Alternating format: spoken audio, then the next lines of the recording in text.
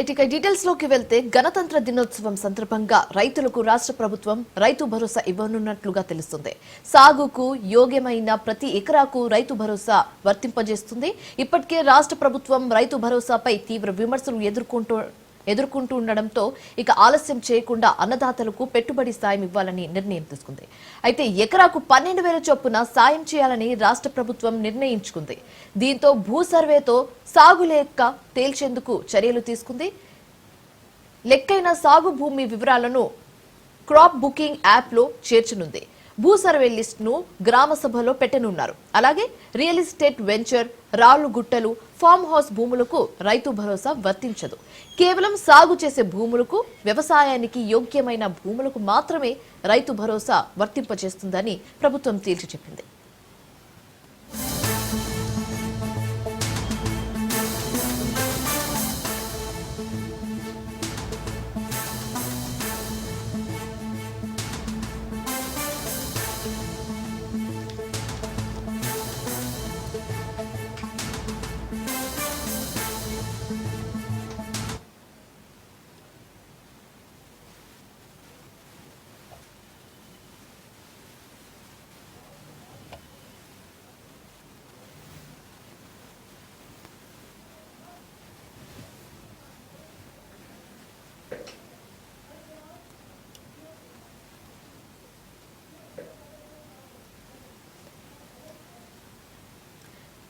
గణతంత్ర దినోత్సవం సందర్భంగా రైతులకు రాష్ట్ర ప్రభుత్వం గుడ్ న్యూస్ చెప్పింది. రైతు భరోసా ఇవ్వనున్నట్లుగా చెప్పారు. అయితే సాగు యోగ్యమైన ప్రతి ఎకరాకు రైతు భరోసా వర్తింప చేయనుంది. ఇప్పటికే రాష్ట్ర ప్రభుత్వం రైతు భరోసాపై తీవ్ర విమర్శలు ఎదుర్కోవడంతో ఇక ఆలస్యం చేయకుండా అన్నదాతలకు పెట్టుబడి సాయం ఇవ్వాలని నిర్ణయించుకుంది. ఎకరాకు 12,000 చొప్పున సాయం చేయాలని రాష్ట్ర ప్రభుత్వం నిర్ణయించుకుంది. ఇదే అంశానికి సంబంధించి తాజా సమాచారం మా కరెస్పాండెంట్ రాజు లైవ్ ద్వారా అందిస్తారు. రాజు, చెప్పండి, ఈ నెల 26న రైతు భరోసా రిలీజ్ చేయనున్నట్లుగా తెలుస్తుంది. అయితే ఈసారి కొన్ని ఆంక్షలు పెట్టినట్లుగా తెలుస్తుంది. కొన్ని ఫామ్ హౌస్ కు సంబంధించవచ్చు కానీ, లేకపోతే అసలు రాళ్లు రప్పలు ఉన్న భూములకైతే ఈ రైతు భరోసా వర్తింపు చేయదనేసి కీలకంగా చెప్పారు రాష్ట్ర ప్రభుత్వం. దీనికి సంబంధించి మీ వద్ద ఉన్న పూర్తి డీటెయిల్స్ ఏంటి?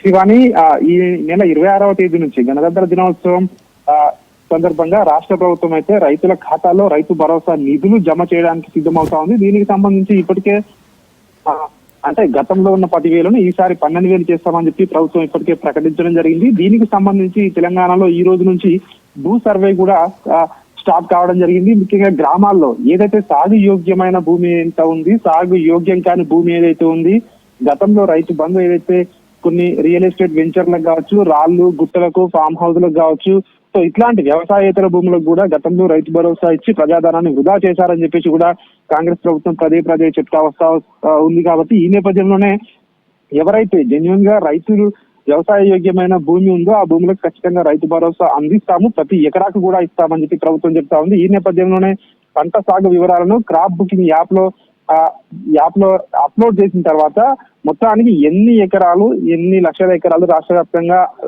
అంటే సాగుకు యోగ్యమైన భూమి ఉంది అనేది లెక్క తెలిసిన తర్వాత 26వ తేదీ నుంచి ఇది అమల్లోకి రాబోతుందని చెప్పి ప్రభుత్వ వర్గాలు చెప్తా ఉంది. ఈ భూ సర్వే ఏదైతే ఈ రోజు నుంచి భూ సర్వే చేస్తా ఉన్నారో గ్రామాల వారీగా, ఆ లిస్ట్ ను ఈ నెల 21వ తేదీ నుంచి 24వ తేదీ వరకు 3 రోజుల పాటు ప్రతి గ్రామంలో కూడా గ్రామ సభలు నిర్వహించబోతా ఉన్నామని అధికారులు ఇప్పటికే చెప్పడం జరిగింది. ఈ గ్రామ సభల్లో రైతుల నుంచి ఏదైతే అభ్యంతరాలు ఉంటే ఆ సభలో చర్చించిన తర్వాత ఏదైతే వ్యవసాయ యోగ్యమైన భూమి లేదో సో దాన్ని ఇందులోంచి మినహాయించి కేవలం వ్యవసాయ యోగ్యమైన భూమినే ఆ రోజు ఆమోదించనున్నారు గ్రామ సభల్లో. దానికి రైతు భరోసా 26వ తేదీ నుంచి కూడా రైతుల ఖాతాల్లో జమ అవుతుందని చెప్పి ప్రభుత్వ వర్గాలు చెప్తా ఉన్నాయి. ఈసారి ఖచ్చితంగా వ్యవసాయ యోగ్యమైన భూములకే ఇక్కడ నుంచి రైతు భరోసా ఇస్తామని ప్రభుత్వం మొదటి నుంచి ఏదైతే చెప్తా ఉందో దానికే కట్టుబడి ఉన్నట్టు మనకైతే స్పష్టంగా కనిపిస్తా ఉంది. ప్రతి ఎకరాకు కూడా, ఒక్క రైతుకు కూడా నష్టపోకుండా ప్రతి ఎకరాకు కూడా ఇస్తామని చెప్పి ప్రభుత్వం అయితే ప్రకటించింది. ఈ నేపథ్యంలోనే ఈ భూ సర్వే లిస్ట్ ను కూడా ఇందులో యాప్ లో అప్లోడ్ చేసిన తర్వాత 26 నుంచి అంటే స్వాతంత్ర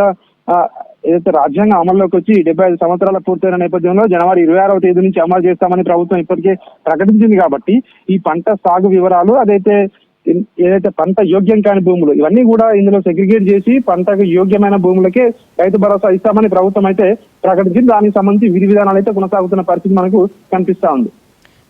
రైట్, థ్యాంక్ యూ రాజు.